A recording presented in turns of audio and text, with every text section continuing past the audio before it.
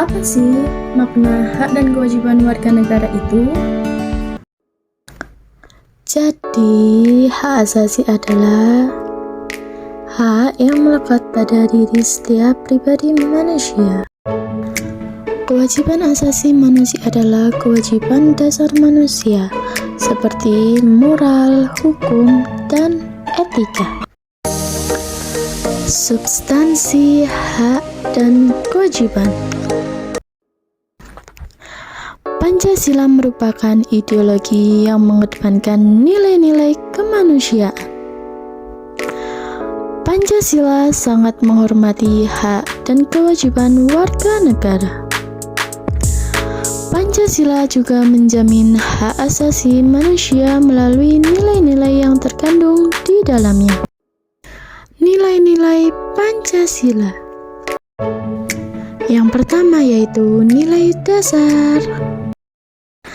Nilai dasar berkaitan dengan hakikat kelima sila Pancasila, yaitu sila pertama berbunyi ketuhanan yang Maha Esa.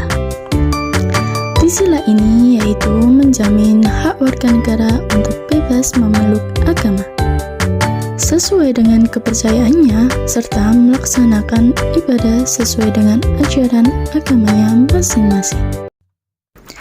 Sila kedua berbunyi kemanusiaan yang adil dan beradab. Di sila ini yaitu menempatkan hak setiap warga negara pada kedudukan yang sama dalam kehidupan serta memiliki hak-hak yang sama untuk mendapatkan jaminan dan perlindungan hukum. Sila ketiga berbunyi Persatuan Indonesia.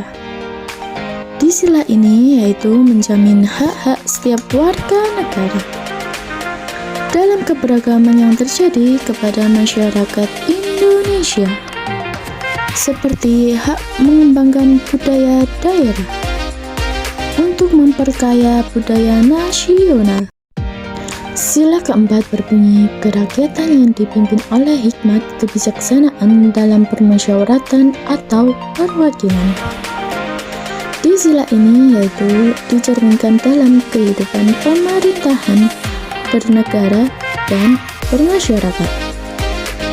Sila keempat menjamin partisipasi politik warga negara yang diwujudkan dalam bentuk kebebasan berpendapat dan berorganisasi, serta hak berpartisipasi dalam pemilihan umum. Sila kelima berbunyi keadilan sosial bagi seluruh rakyat Indonesia. Di sila ini yaitu mengakui hak milik perorangan dan dilindungi pemanfaatannya oleh negara serta memberi kesempatan sebesar-besarnya kepada masyarakat. Yang kedua yaitu nilai instrumental. Yang pertama adalah hak atas kewarganegaraan.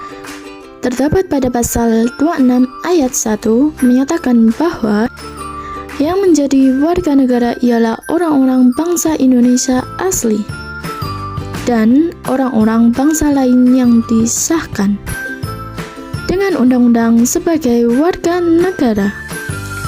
Dan pasal 26 ayat 2 menyatakan bahwa syarat-syarat yang mengenai kewarganegaraan ditetapkan dengan undang-undang. Yang kedua adalah kesamaan kedudukan dalam hukum dan pemerintahan. Terdapat pada pasal 27 ayat 1 menyatakan bahwa segala warga negara bersamaan kedudukannya dalam hukum dan pemerintahan dan wajib menjunjung hukum dan pemerintahan itu dengan baik, tidak ada kecualinya. Yang ketiga yaitu hak atas pekerjaan dan penghidupan yang layak bagi kemanusiaan. Terdapat pada pasal 27 ayat 2 menyatakan bahwa tiap-tiap warga negara berhak atas pekerjaan dan penghidupan yang layak bagi kemanusiaan. Yang keempat yaitu hak dan kewajiban bela negara. Terdapat pada pasal 27 ayat 3 menyatakan bahwa setiap warga negara berhak dan wajib ikut serta dalam upaya pembelaan negara. Yang kelima yaitu kemerdekaan berserikat dan berkumpul. Terdapat pada pasal 28 menyatakan bahwa kemerdekaan berserikat dan berkumpul, mengeluarkan pikiran dengan lisan, tulisan, dan sebagainya. Yang keenam adalah kemerdekaan memeluk agama. Terdapat pada pasal 29 ayat 1 menyatakan bahwa negara berdasarkan atas ketuhanan yang Maha Esa. Yang ketujuh adalah pertahanan dan keamanan negara. Terdapat pada pasal 30 ayat 1 menyatakan bahwa kemerdekaan berserikat dan berkumpul mengeluarkan pikiran dengan lisan dan tulisan dan sebagainya. Dan pasal 30 ayat 2 menyatakan bahwa syarat-syarat tentang pembelaan diatur dengan undang-undang. Yang kedelapan adalah hak mendapatkan pendidikan. Terdapat pada pasal 31 ayat 1 menyatakan bahwa setiap warga negara untuk mendapatkan pendidikan. Dan pasal 31 ayat 2 menyatakan bahwa setiap warga negara wajib mengikuti pendidikan dasar dan pemerintahan wajib membiayainya. Yang ketiga yaitu nilai praktis. Contoh penerapan sikap positif terhadap nilai praktis yang terkandung dalam sila Pancasila, yaitu sila pertama, ketuhanan yang Maha Esa. Sikap positif yang ditunjukkan yang pertama yaitu menghormati dan bekerja sama antar umat beragama sehingga terbina kerukunan hidup. Yang kedua, saling menghormati kebebasan beribadah sesuai dengan agama dan kepercayaannya. Yang ketiga, tidak memaksakan suatu agama dan kepercayaan kepada orang lain. Sila kedua, kemanusiaan yang adil dan beradab.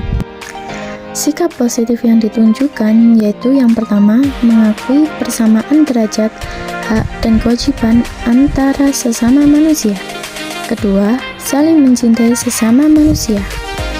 Ketiga, tenggang rasa kepada orang lain.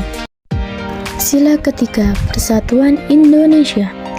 Sikap positif yang ditunjukkan yaitu yang pertama, menetapkan persatuan, kesatuan, kepentingan, dan keselamatan bangsa negara di atas kepentingan pribadi atau golongan. Kedua, rela berkorban untuk kepentingan bangsa dan negara. Ketiga, cinta tanah air dan bangsa. Sila keempat, kerakyatan yang dipimpin oleh hikmat, kebijaksanaan dalam permusyawaratan atau perwakilan. Sikap positif yang ditunjukkan yang pertama yaitu mengutamakan kepentingan negara dan masyarakat. Kedua, tidak memaksakan kehendak kepada orang lain. Ketiga, mengutamakan musyawarah dalam mengambil keputusan untuk kepentingan bersama. Sila kelima, keadilan sosial bagi seluruh rakyat Indonesia. Sikap positif yang ditunjukkan yaitu yang pertama, menjaga keseimbangan antara hak dan kewajiban. Kedua, menghormati hak-hak orang lain. Ketiga, suka memberi pertolongan kepada orang lain. Kasus pelanggaran hak dan pengingkaran kewajiban warga negara. 1. Penyebab terjadinya pelanggaran hak dan pengingkaran kewajiban warga negara. Pelanggaran hak dan pengingkaran kewajiban warga negara diantaranya disebabkan oleh faktor-faktor tertentu. Yang pertama adalah sikap egois atau terlalu mementingkan diri sendiri. Yang kedua, rendahnya kesadaran berbangsa dan bernegara. Yang ketiga, sikap tidak toleran. Yang keempat, penyalahgunaan kekuasaan. Yang kelima, ketidaktegasan aparat penegak hukum.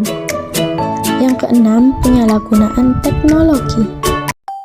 Yang kedua, kasus pelanggaran hak warga negara. Pelanggaran terhadap hak warga negara bisa kita lihat dari kondisi yang saat ini terjadi. Misalnya, yang pertama, proses penegakan hukum masih belum optimal dilakukan. Kedua, tingkat kemiskinan dan angka pengangguran di negara kita masih cukup tinggi. Yang ketiga, makin merebaknya kasus pelanggaran hak asasi manusia. Yang keempat, masih terjadinya tindak kekerasan mengatasnamakan agama. Yang kelima, angka putus sekolah yang cukup tinggi mengidentifikasikan belum terlaksana secara sepenuhnya. Yang keenam, pelanggaran hak cipta. Yang ketiga, kasus pengingkaran kewajiban warga negara. Pengingkaran kewajiban warga negara banyak sekali bentuknya, mulai dari sederhana sampai yang berat. Di antaranya adalah sebagai berikut. Yang pertama, membuang sampah sembarangan. Yang kedua, melanggar aturan lalu lintas. Misalnya tidak memakai helm, pengemudi tidak membawa SIM, tidak mematuhi rambu lalu lintas, dan berkendara tidak membawa STNK. Yang ketiga yaitu merusak fasilitas negara, misalnya mencoret-coret bangunan milik umum dan merusak jaringan telepon. Yang keempat yaitu tidak membayar pajak kepada negara, seperti pajak bumi dan bangunan, pajak kendaraan bermotor. Yang kelima, tidak berpartisipasi dalam usaha pertahanan dan keamanan negara, misalnya mangkir dari kegiatan Siskampling. Penanganan pelanggaran hak dan pengingkaran kewajiban warga negara. Yang pertama, upaya pemerintahan dalam penanganan kasus pelanggaran hak dan pengingkaran kewajiban warga negara. Upaya pencegahan yang dapat dilakukan untuk mengatasi berbagai kasus pelanggaran hak dan pengingkaran kewajiban warga negara. Yang pertama, supremasi hukum dan demokrasi harus ditegakkan. Yang kedua, mengoptimalkan peran lembaga-lembaga. Selain lembaga tinggi negara yang berwenang dalam penegakan hak dan kewajiban warga negara. Yang ketiga, meningkatkan kualitas layanan publik untuk mencegah terjadinya berbagai bentuk pelanggaran hak dan pengingkaran kewajiban warga negara oleh pemerintah. Yang keempat, meningkatkan pengawasan dari masyarakat dan lembaga-lembaga politik terhadap setiap upaya penegakan hak dan kewajiban warga negara.